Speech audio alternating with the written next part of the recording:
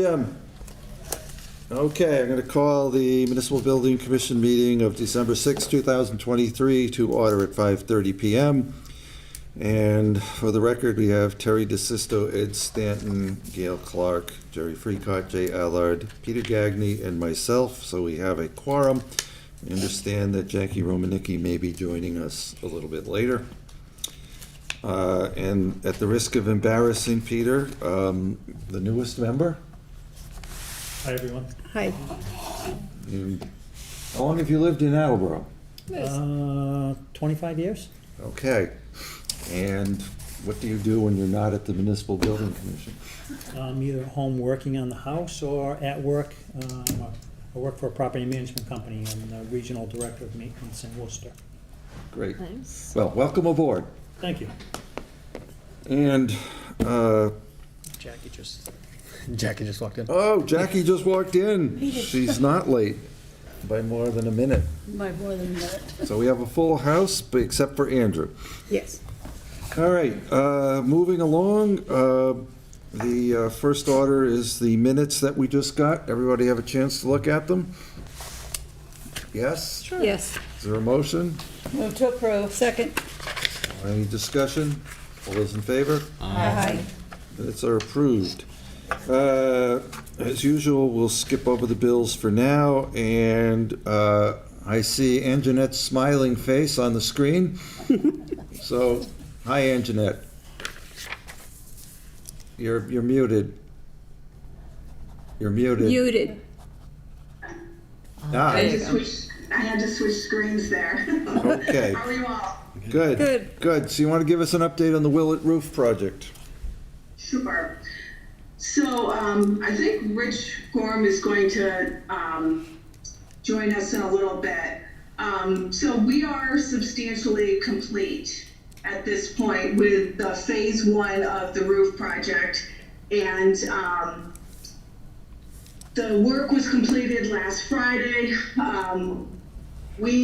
Bob Charest and I from Skanska met with Rich Gorham and Jason Parento from the facilities department originally on the 26th of October to do the visual inspection, and then Socotec came back on the 31st of October to do drone inspection to look at the higher areas of the roof. From there, they put together, I think you guys can see my screen, can you? Yes. Yep. Okay, so this was the final architect's punch list that we put together. It identified all of the items by roof areas. So there was 2 pages, and then what we did is we actually took the plans and we transferred all the information over. So JD&D had come back. We had a little bit of a, I don't want to say an issue, but with weather, a lot of rain, a lot of cold weather and whatnot. They had to paint the little canopy roofs. There was access to the roof that, they had to get up to certain areas to fix that. For example, they had to reattach the lightning protection cable to the cupola and whatnot. So it was just a little bit tricky, but last Saturday I met them out there and confirmed that all of the work is complete. So the next step would be to issue a substantial completion certificate, which Rich Gorham from Socotec put together today. We're going to ask the Municipal Building Council to approve that request. We'll send that over to JD&D for them to sign, and what we'll do is at the next step in this process is to then just put a final rec of theirs together. There are a couple of adjustments for some changes that just came about during the course of just the work that they had done, including they were unable to insulate over one of the areas just because of access. So what we'll do is we'll make a final adjustment, and then at the next meeting we'll be looking hopefully to issue final payment to them as well. So the next step in the whole process there is to phase 2, which is the window walls. And so Socotec has already put together that package with the window wall work and the specifications and whatnot. So we're just looking for a little more information from the city as to what other items they'd like to include in that scope of work. And I wasn't sure, was Mason available at the meeting today? I wasn't sure if he was there. Yep, I'm here. And just like when we talked recently, Anjanette, so we're having a couple internal meetings this month to kind of go over the next steps. I know that you had mentioned, you basically said the best time to go out to bid obviously is going to be in the winter, ideally end of February. So we're looking to see how we can kind of meet that timeline. Obviously there's a new council coming in, so there's going to be some, could potentially be some delays when things get sent down to the council in January, just So depending on how if we have that. to amend or have a new bond issue. Yep, so we're gonna It's gonna take some time, right? Exactly. We're going to consult with our city treasurer and bond counsel to figure out how we want to proceed. We just have to make some administrative decisions on what pieces we want to move forward with. Right. So Socotec had put together a bunch of options for the additional work, and then sort of prioritize what would be most recommended to least recommended. We had a meeting and discussion. I took some notes, sent those over to Mason, so he has all of that to inform him during their discussion. And again, if our goal is end of January, February, getting whatever work we're going to do out to bid, and that'll give us, I think, a larger pool of prospective bidders, and allow us to start the work, as soon as we're able to in June. Okay. And But again, as with all timelines, it depends on funding and it depends on public hearings, and so I hope that we can meet the ambitious timeline. and the other, Jack, the other piece still is the HVAC project from the school side, it's still outstanding. That, like I said last meeting, they have a goal of getting under contract by the end of calendar year. There's a few things they're working on the procurement side, and they're waiting for some confirmation through DESI to see, to confirm that the funds that they want to use for that it's an allowable expense. So we're waiting on a couple things there, but that's going to be another piece of coordination if they're going to be doing the HVAC project next summer, potentially at the same time or in the same work season as this. So And it also does, however, dovetail if you leave the windows, the old windows in place, it makes the HVAC system less efficient. So obviously that's a policy decision, and we need to talk to the mayor and then eventually the council about that. Okay, do we need Rich Gorham for anything?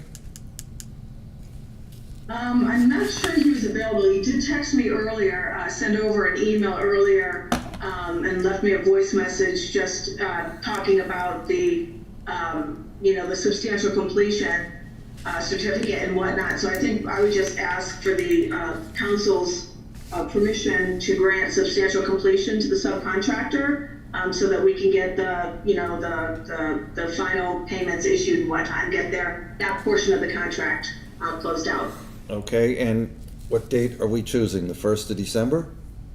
I suggested, it was the 1st of December when we did the actual work. I suggested today only because it's the date of the council meeting, which is the 6th of December. Doesn't matter to us too much what the date is. So if you're recommending that we accept substantial completion as of December 6th, 2023, motion would be in order. Moved. Second. Is there any discussion, any questions on this part of the project? Hearing none. All those in favor? Aye. Any opposed? Motion carries. So, and we have one bill to pay. Is that just Bid Docs Online? Is that through you, Mason? yeah, so this was a bill that sort of just got lost in the shuffle. Bid Docs is an online bidding service that we use. This is kind of the first time we've really used this on a project with the city. Probably not going to be using it going forward. We actually prefer to do our bidding on our own website.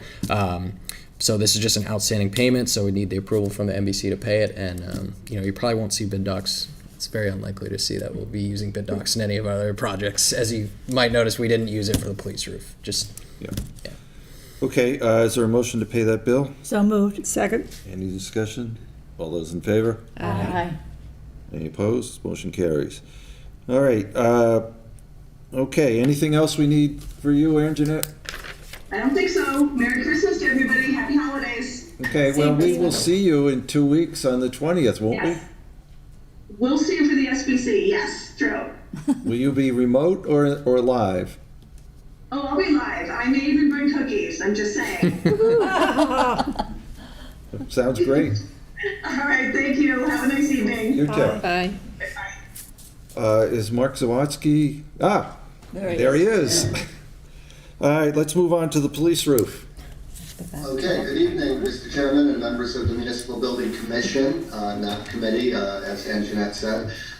So behind me is the police station at 12 Union Street, across from the City Hall.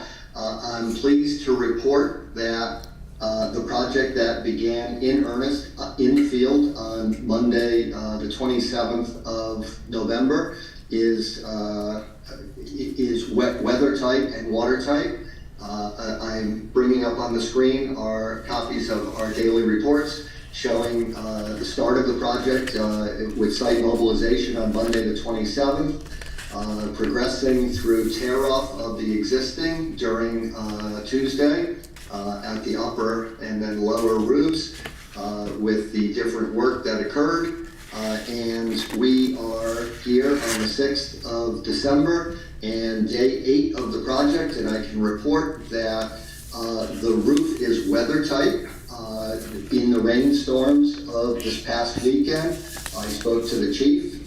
No water intrusion occurred in this heavy wind-driven rain that occurred, and we were very pleased to be able to say that we had great weather, and we had a situation that was just the perfect storm of good news, where we completed the vast majority of the roofing and the perimeter edge metal trim. Now, the work that in the requisition that has been submitted by the contractor, Gibson Roofing, and certified by the architect in the amount of $247,142.50, that constitutes about 70% of the overall contract value. We did not incur any costs associated with the unit price for removal or replacement of tongue and groove decking on the upper roof. We did not incur any or experience any rotted wood at the perimeter of the existing building. Therefore, we didn't have to apply anything for unit price number 2. And we did have the antenna contractor come out on day 1 of the roof work. Actually, it was day 2, Tuesday, the 28th. And they supervised and saw and gave us information. We were able to remove 3 antennas from the roof that were otherwise just taking up space and that were not doing anything because of technological advances. So the work is, I'm not going to say substantially complete. The brickwork that is at where the lower roof meets the vertical building at the detectives area and the elevator shaft is not complete. We're waiting for the brick to arrive. Also, what else is left to do? The safety rails on the upper level have not yet arrived, and there's some other miscellaneous work that needs to be done. And so we're not at the point where we would ask for substantial completion, but we feel very confident that there will be no adverse cost implications, and that the change order that will be presented to you at the appropriate time will be for credits and credits only associated with unused unit prices in the amount of, in the neighborhood of $17,500 plus unused antenna vendor consultancy. I will say that I have spoken with Mason about allocating some de minimis costs, less than $500, to replace ceiling tiles and to do some interior work to address the prior rain or water infiltration into the building, so that the police station can have an aesthetic appearance. Obviously, there are a number of damaged interior walls. The scope of work and this de minimis request for ceiling tiles would not address that. The other thing that I've noticed up on the roof, and I'm going to share screen again, I guess, for upper roof. On the upper roof, we have a number of existing masts for communication equipment. These are big, tall antennas that are part of their 24/7, 365 life safety community, police services. And as you'll notice, they're just kind of hanging in the air. So I don't know, part of your CIP, part of your future allocation of resources may want to consider engaging the antenna vendor and communications folks to install some sort of cable tray system or wire management to preserve the integrity of those wires. When the project started, they were just laying on the existing roof, and they will be placed back in their existing condition or prior condition at the end of this project. And as someone who gives advice and makes recommendations to communities such as Attleboro, I would think that this is something that should be addressed in the future. So I'm happy to answer any questions and give you any additional information that you seek. But both Rich Gorham and I, Rich from Socotec and from Port, we're very pleased with the weather that we had and the velocity and the manning of the job. The personing of the job so that the work could be executed with great velocity and a high degree of quality. Good. Are there gutters on this building? No. There are no gutters. On the upper roof, there are roof drains. They were snaked prior to the start of the project, and they will be snaked again. We did have one repair within the contract documents to renovate and repair one roof drain that leaked or it showed evidence of leaking. But the upper roof has no gutters, and the lower roof, it does not either. There are some downspouts that were historical, meaning we saw evidence of brackets for downspouts, but neither roof had gutters nor downspouts as they had internal drains. And those internal drains have been snaked the entire length plus 100 feet down into the storm drain system. Okay. The only reason I asked was that we just talked about the Willett project, and we put gutter guards on the gutters to keep them from having to send somebody up 40, 50 feet in the air to clean the gutters. And so looking at your picture, I just wanted to be sure that there wasn't anything for short money that we could do to solve that, but it doesn't exist. So I will say, Mr. Chairman, that roof area 4, which is over the stairwell, does have a scupper, so everything drains towards the scupper at this area. And so that water would wash down the face of the building if in wind-driven situation. And so if the city was interested in adding some sort of water capture device there with a downspout, that would be one area. These are roof drains 1 and 2, and as you can see, everything is pitched to them, and they actually performed very well in that heavy rainstorm on Sunday. And then on roof number roof number 3 is just over the elevator shaft, and it too is very small. And there is a scupper here, and all that water again drains to the roof drains. So this is not a situation where I think you need to be considering adding or some sort of protective measure. I did recommend to Mason that the city and DPW consider doing some tree trimming in the area between City Hall and the police station. There are 3 trees, in fact, behind me. These trees here, these leaves, these beautiful trees, but their leaves fall right on. And I think, the maintenance of these roofs is something that will be indicative of the performance long term. Mason, is that something that DPW would do, or is that something that Derek Corsick Yeah, would do? it would be park and forestry. So I had mentioned to Mark when we spoke about this the other day. It's something I'll take up with Derek and see what his thoughts are. You know, as the city's arborist, but potentially it may just be a matter of us having someone up there, kind of routine maintenance to just leaf blow. I think that's something that potentially in the past wasn't really happening. So, and Mark, I believe you also said you found significant amounts of sand up there. Was that? Well, I mean, yes. Now, across the street, there was a former building that was demolished, and I think there was a lot of wind-driven debris and other stuff. But the Union Street, we found a lot of sand up on the upper roof behind my head up here, and it was significant in nature. So, yes, Mason and I did have a conversation about maintaining the assets and the resources and the buildings that you have.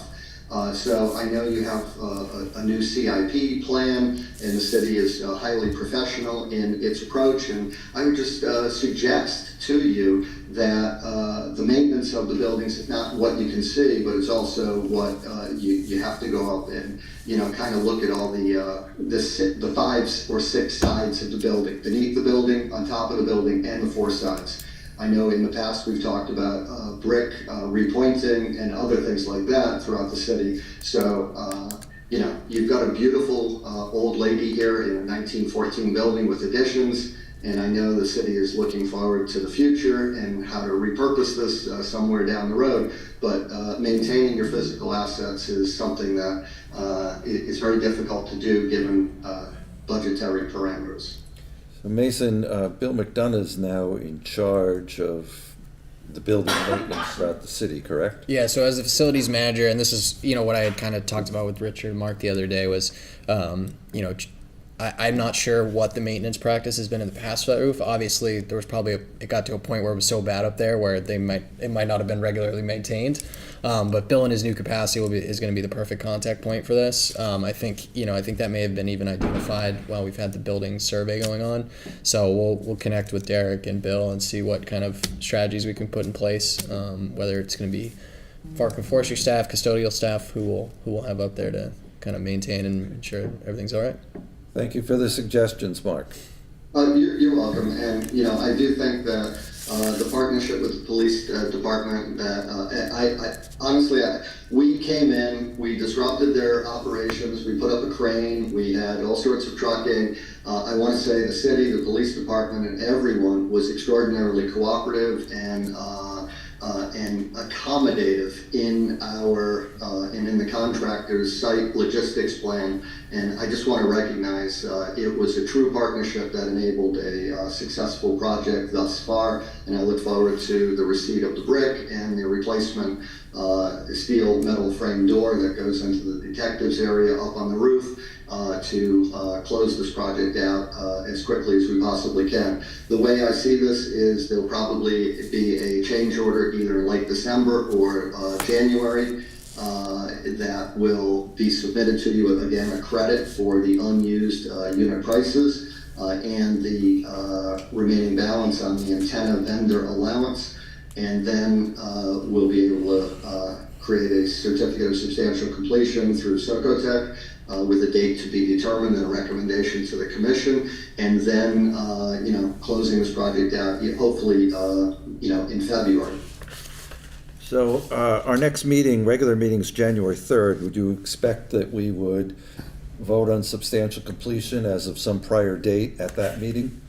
Well, it depends on the delivery and installation of the brick and the weather. Obviously, we need to have 40 degree and rising to mortar the brick.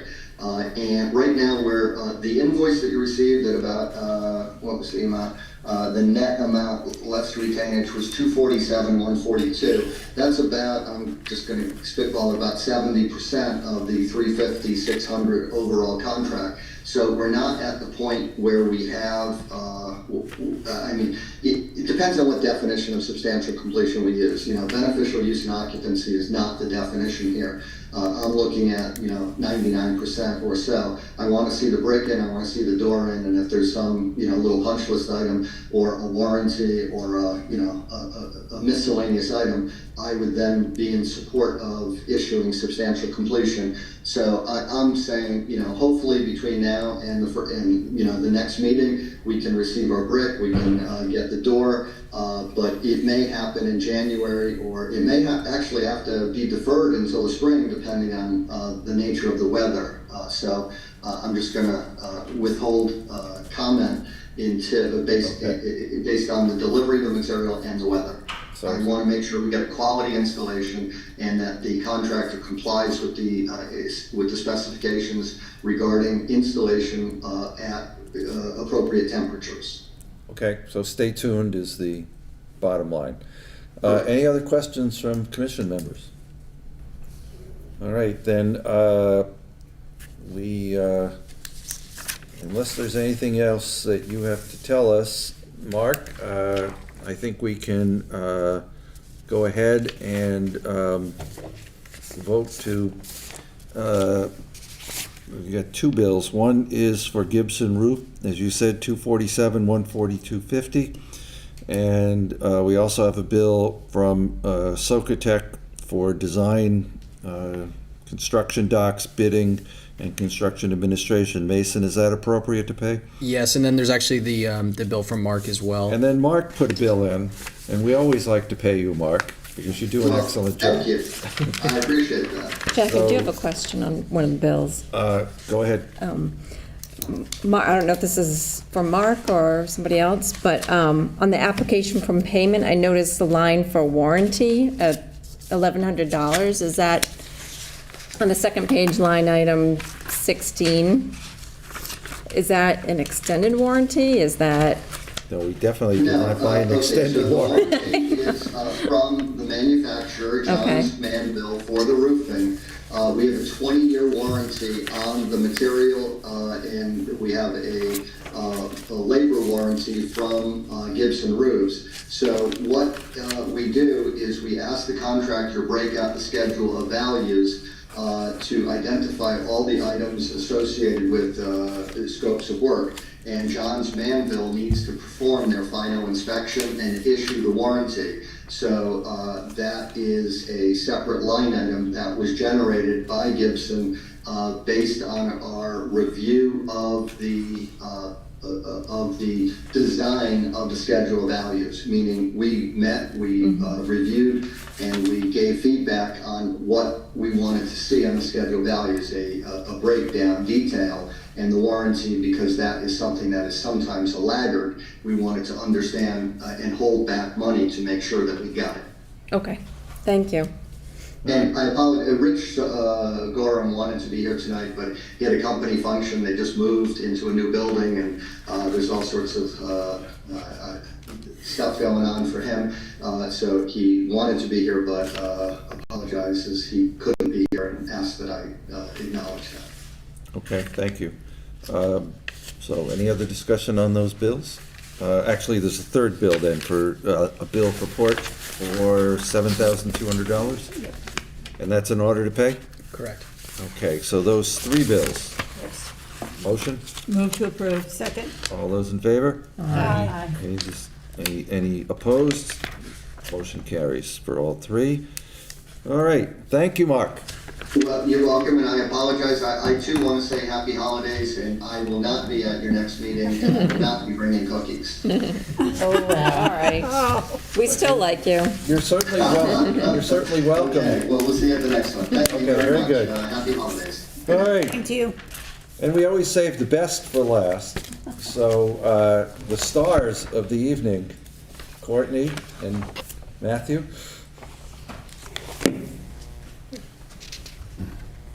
Good evening, everyone. Nice to see you all. Peter, welcome. Thank you.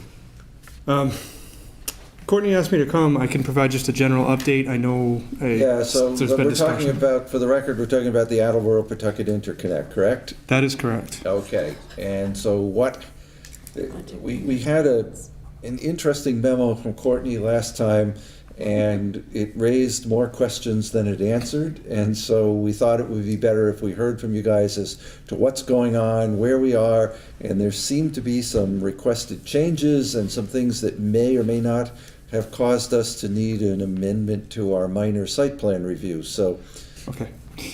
Let's You start have with the site one. plan review. Thank you. Let's start with the site plan review component. Yeah. There was discussion on where stormwater overflow would be directed. yeah, So the existing site drains almost entirely, it's kind of, if you haven't been there, there's a lot of pavement, some scrub brush and an island, drains entirely to the southwest. The new site and the development itself represents a pretty dramatic reduction in peak rates of runoff from a variety of storms, 1 year through 100 year, if you're familiar with those terms. Essentially, there's an infiltration basin that will be put on site, kind of where the island is now, along with some porous pavers or permeable pavers on the north part, and a lot of planted grass and things like that around the immediate vicinity of the pump station itself. So our numbers indicate, generally to the southwest, going down, I believe, towards River Street, that you're going to see a dramatic reduction in peak rates of runoff to the southwest, while we do direct some flow to the northwest. There's an existing two catch basin system with an outfall that goes kind of down to the west. So we do have an overall reduction in runoff from the site, and what we believe is an improved condition. We've spoken with Michael and others at DPW and have their approval to move forward with the project as designed from a site, the site arrangement, so to speak. So we do not anticipate any changes associated with the stormwater or with the site layout. okay, because there was Yeah.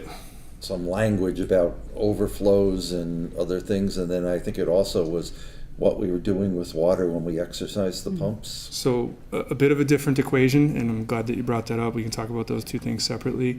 Probably on a roughly quarterly basis, I believe the city would exercise these pumps because, again, this is an emergency pump station, most likely to be used in the summertime when water levels in Manchester are low, right? Manchester Reservoir. So, Well, it's not just for severe drought, it's also for a disaster, so. nope, understood completely. You Something gotta have fire happens when the water service. plant goes down, one of the towers collapses, it's meant to provide redundancy, correct? 100%, yes.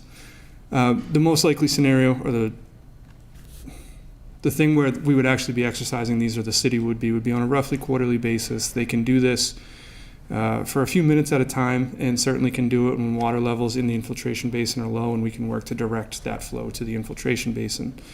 I was thinking about a visual of if you ran those pumps for about a minute, the volume of water would be about halfway up inside of this circle. That's the rough equivalent of And what that we might would be fit talking. in our, The infiltration basin is Yeah. more akin to the size of this room. okay. Maybe not that big, but from a volume standpoint, So, 5, so 6, 7 times. we should be able to handle that water then. Yeah, we just, obviously, if, we've had a couple of rainstorms in a row and the infiltration basin's sitting a little high, that wouldn't be the time to exercise.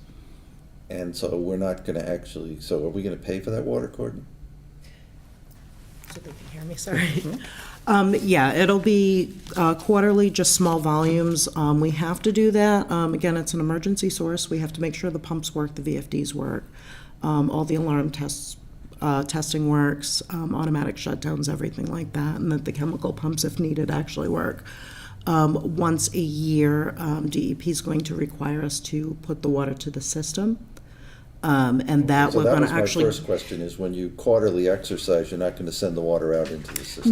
No, it'll be wasted to site, but again, it's not a waste, it's to make sure everything works. In the case of an emergency, we actually need it. Once a year, we are gonna put the water to the system, and we'll coordinate that with springtime flushing.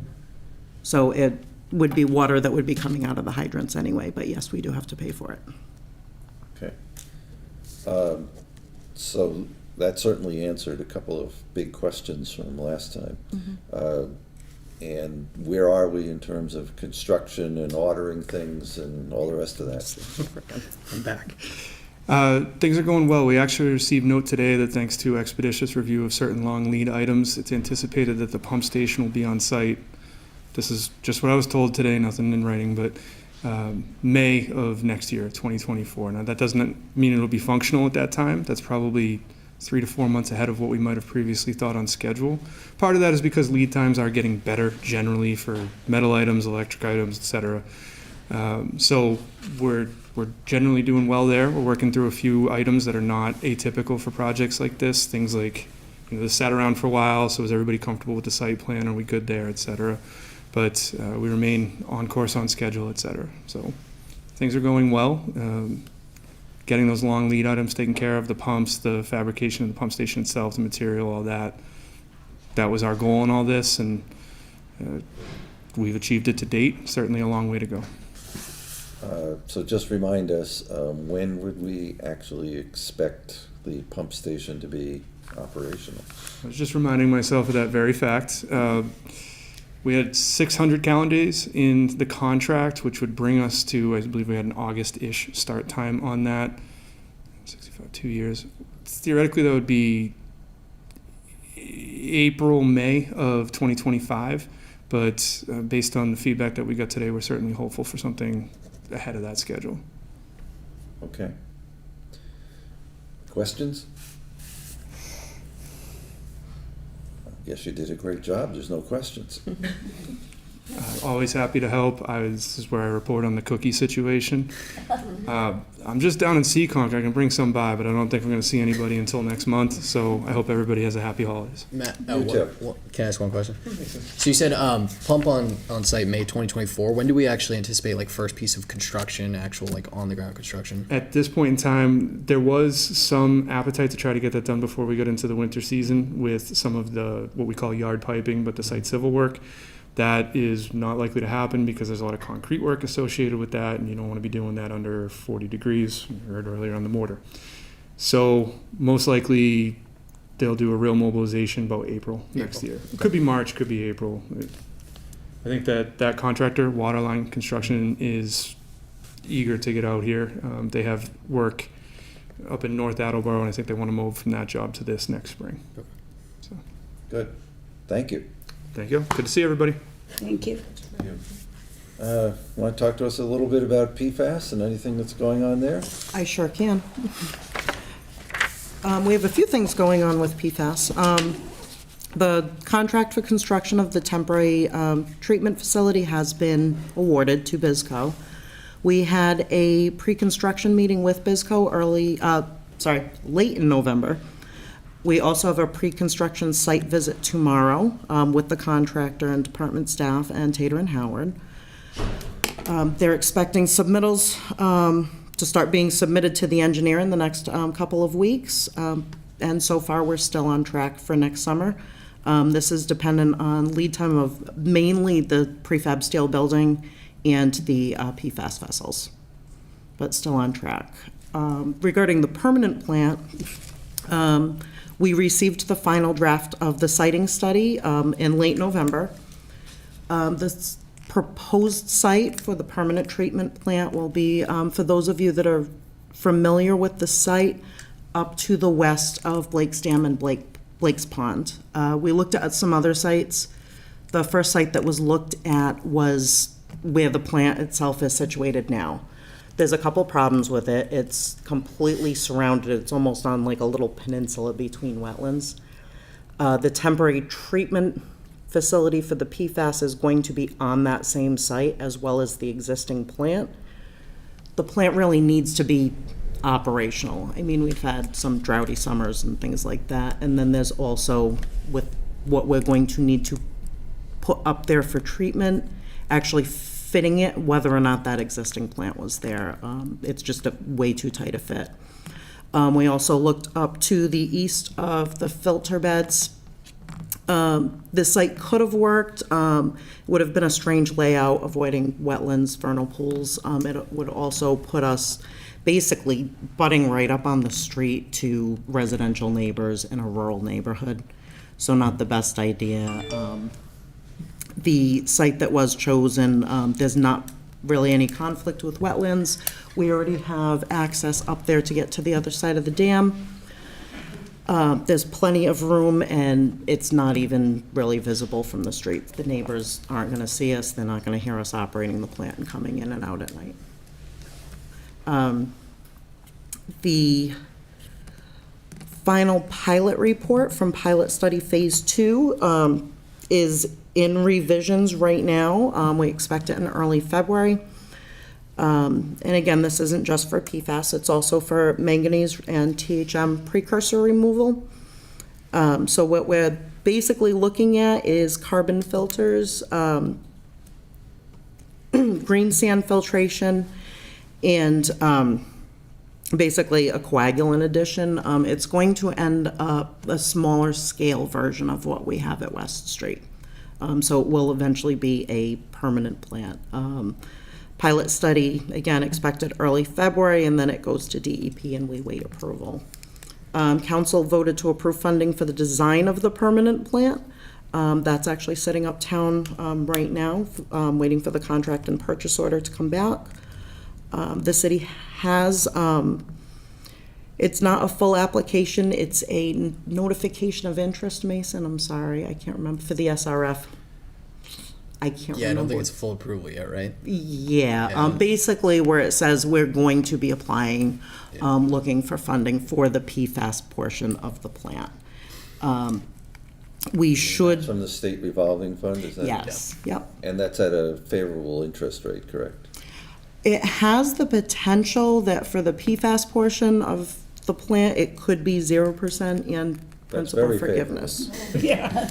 It could be. that. Just for the PFAS portion, again, we still have to, build the building and handle the THMs and manganese removal and things like that. But it's a good chunk and potentially up to half. Okay. So do we have well, I guess we can't make up a future timeline until we hear back from DEP, and we don't know if they will be a week or a month or a year. If we are one of the communities selected, final design has to be completed by the end of next October. So it will be bid ready by the end of next October. 10, 11 months from now? It's a very, very tight timeline for design. But, we've spent a lot of time on it, the consultant has spent a lot of time on it, and we're ready to hit the ground rolling. Okay. Excellent. Any questions for Courtney? Thank you for coming in to see us in person. Thank you. And because Anjanette's bringing cookies, if you want to go to the Zito room in 2 weeks, you can get a cookie with us too. That's okay, but you know what, I can send some cookies for that meeing. Okay, thank you. All right, have a good holiday, everybody. Thanks, you Thank you, too. Courtney. Right, so I guess we only have to talk about the future, Mason? Yeah, we did get an update from Abacus yesterday. They're trying to get us a draft report by the end, final report on the COA feasibility study by the end of this week. Their timelines are always a little aggressive, so I'm expecting end of the month. But I think we're moving towards final report, so good update. Right, and so that's one of the things you and the financial team are going to be discussing, because, we talk about tight timelines a year, 2 years, 3 years out, and if we want to get this project started in late spring or early summer, we've got a lot of things to do. Yeah, and again, when we say get this project started, we're also talking about really from the perspective of procuring an OPM, right? This is a broad scale project, so we're not, when we say start in early spring, we're not talking about construction, just to be clear, right? I mean, these projects take a while. I mean, everyone here has experience with the high school, so you understand kind of. Oh, yeah. Yeah. Yeah, So- yeah, we're talking about early spring of '25. Exactly. For the start of construction, so let me be clear about that. Yeah, and even that's, again, that's an Because aggressive timeline. we need an OPM. The OPM will advise us as to whether we should stick with this architect or throw it back open for designer selection. We also have to make a decision whether this might be a CM at risk project or not. And so all of that is dependent on getting the OPM on board. The designer will then need a number of months to design it, so we are hoping to put it out to bid January, February of '25 and start in '25. And that sounds like forever, but it's an aggressive timeline. So we have some things to do to keep us busy.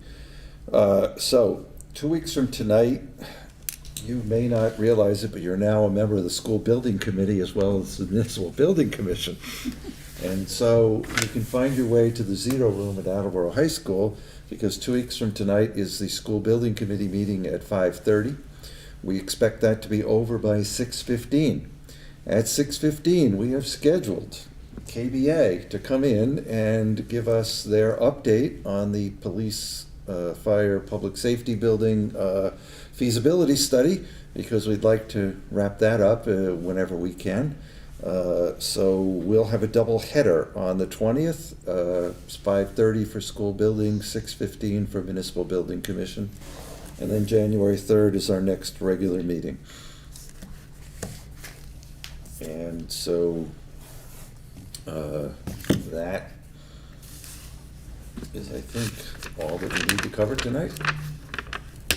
All right, and we are going to be finished at 6:15, which means we'll be out of the way of the Conservation Commission.